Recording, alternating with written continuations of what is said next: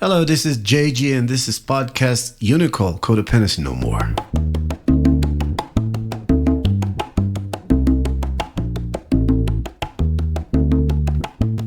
I do have an idea here.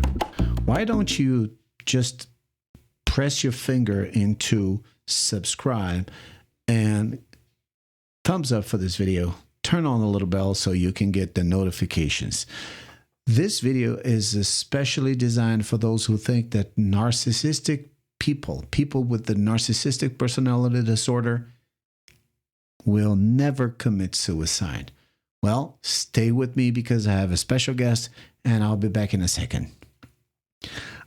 I do know that a lot of people come here for information and not entertainment, but sometimes, although the information of this podcast can be somehow funny or entertaining, this is never gonna be the intention. The intention here is to bring up the best in terms of information, and that's one of the reasons the podcast today is dedicated to those who survived the loss of a father or a mother who decided to end up their lives being a narcissist. And the title of the podcast today is How Narcissists Avoid Depression and What Happens When They Face It. And for today's podcast, I've brought my friend from San Francisco, Dr. Mark Lewis. He's a shrink and he's a specialist in grieving. Thank you very much for being with us, Mark, and just say hello, please. Hi, Gitilio. Thanks for having me here. I know that the content of this podcast is really serious and sad at the same time, but I hope my contribution can be effective and effective as well. Thank you for having me as well. No, I'm the one who says thank you here, Mark. So let's get started with something very important. A lot of people think that narcissistic individuals will never have depression, will never get sad, or will never get down into the dumps. The fact is that narcissistic individuals are often perceived as overly confident and always thriving in life. This is the reality.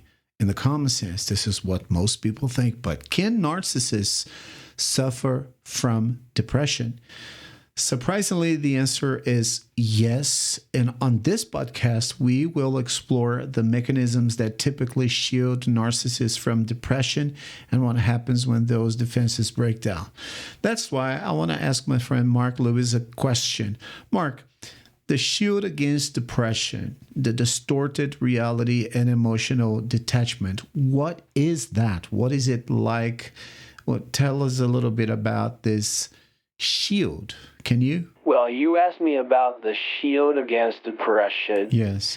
And the distorted reality and emotional detachment. Mm-hmm.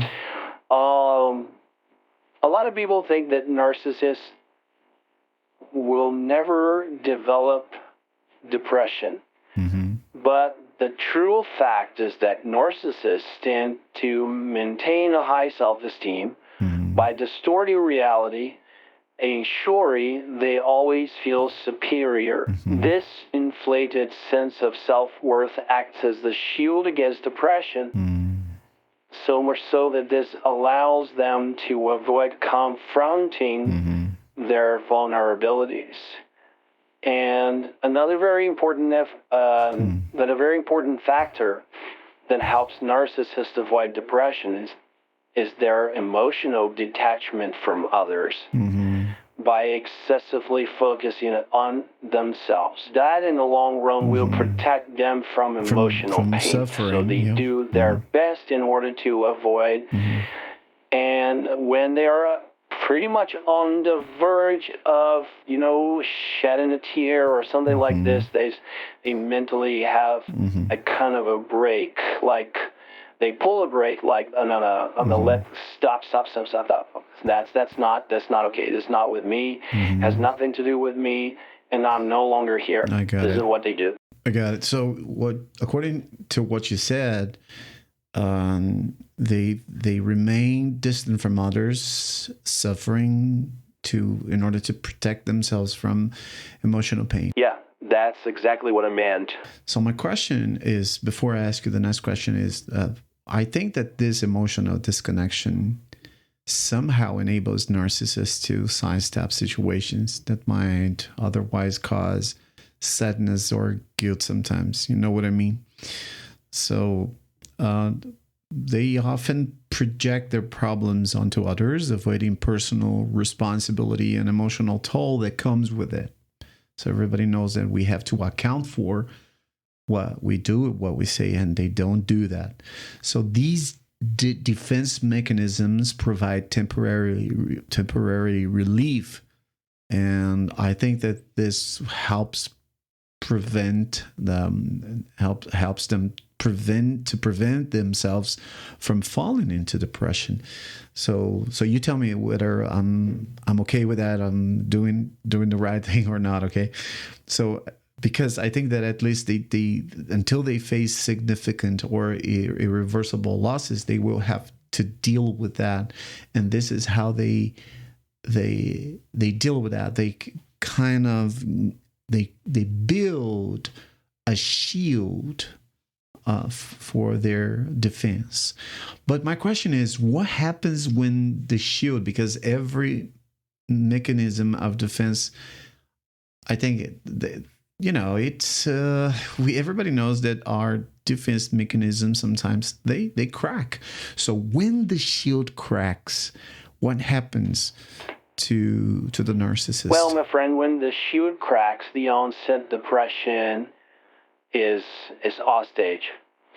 But I could say when multiple aspects of narcissist life begin to decline simultaneously, their defenses can crumble, leading to depression. Mm-hmm.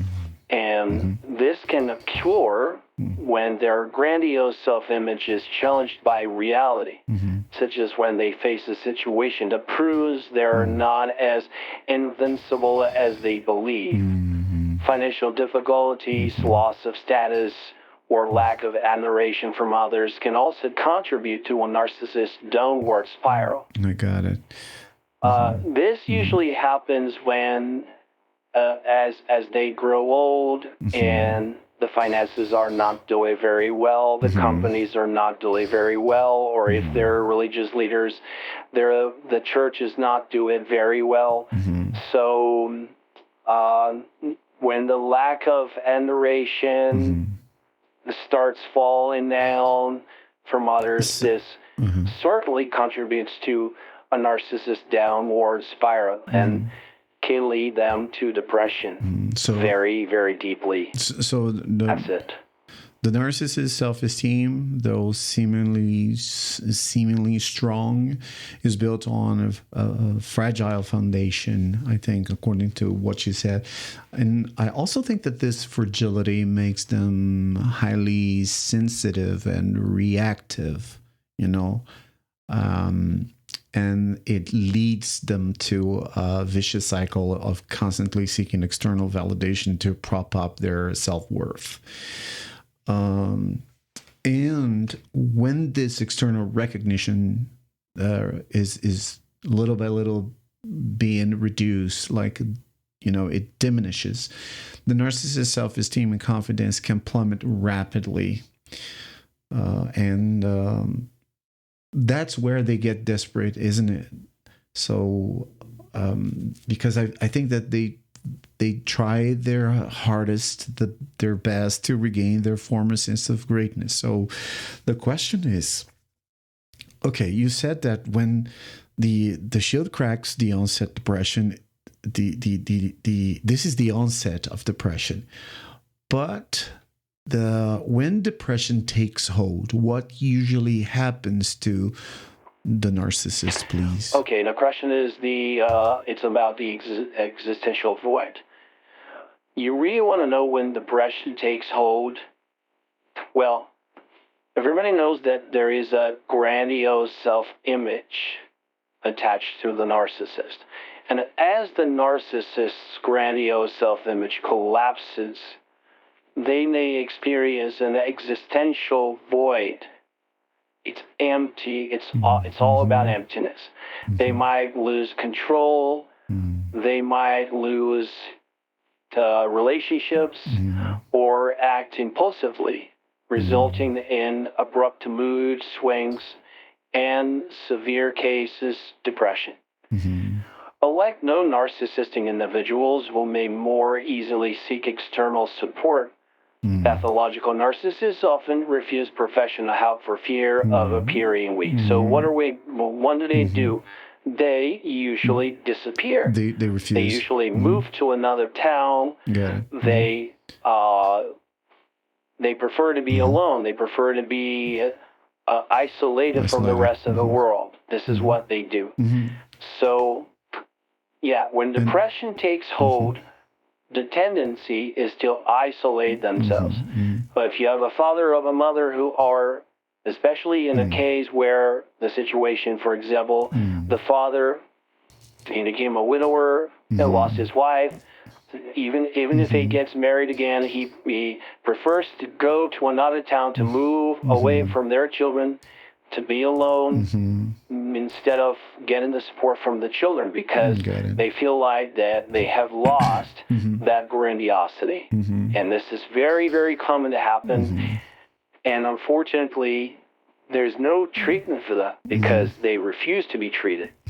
And this refusal to accept failure or vulnerability traps the narcissist in a cycle of frustration and dissatisfaction, in my point of view, because the idealized self-image that they had built all throughout the years, it clashes with reality because they see themselves like, okay, where am I now in the picture?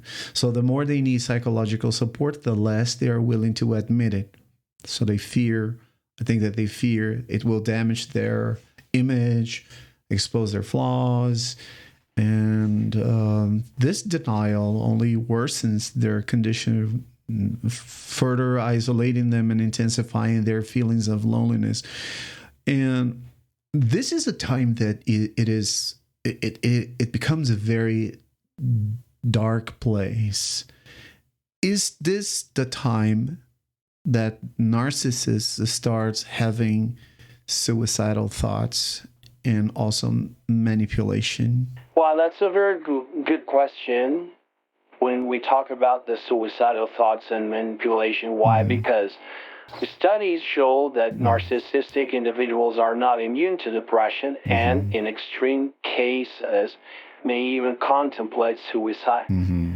And this tragic outcome often results from the psychological trap they've set for themselves, constantly seeking admiration while battling internal crisis they are reluctant to share. I've assisted a case once, a woman, and she was seeking for help because her father had committed suicide. And in the very beginning, the father was a hero. But in the long run, she found out that the father committed suicide, and the father left them with a lot of initial problems. Financial problems. And it caused more anger in this case. Okay.